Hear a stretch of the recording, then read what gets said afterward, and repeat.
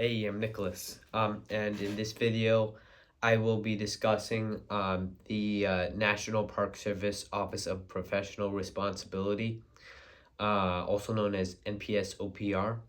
The National Park Service Office of Professional Responsibility is a federal law enforcement agency that falls under the National Park Service, which falls under the Department of the Interior. The NPS-OPR, actually, I'm just going to use its full name. The National Park Service Office of Professional Responsibility is responsible for investigating for investigating corruption, fraud, waste, misconduct, and corruption within the NPS. So basically, pretty much the same as a Office of Inspector General agency. They have authority to investigate corruption made by any NPS agency. However, they're primarily, most of the time, they're investigating corruption taken by National Park Service law enforcement officers, such as the U.S. Park Police or National Park Service Law Enforcement Ranger Division.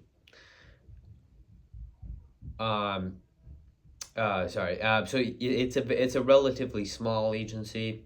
It doesn't have that much to it. They do train at the Federal Law Enforcement Training Center in Glencoe, Georgia, but that's pretty much it. Unlike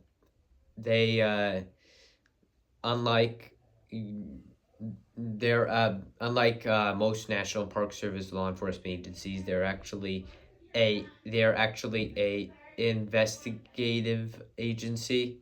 They're actually an investigative agency. They're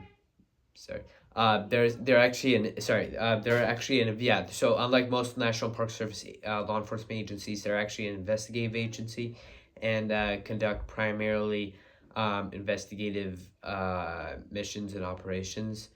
Again, relatively small.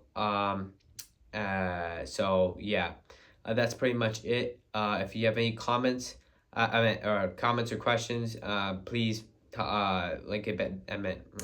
it in the comments down below. And with that, thank you for watching.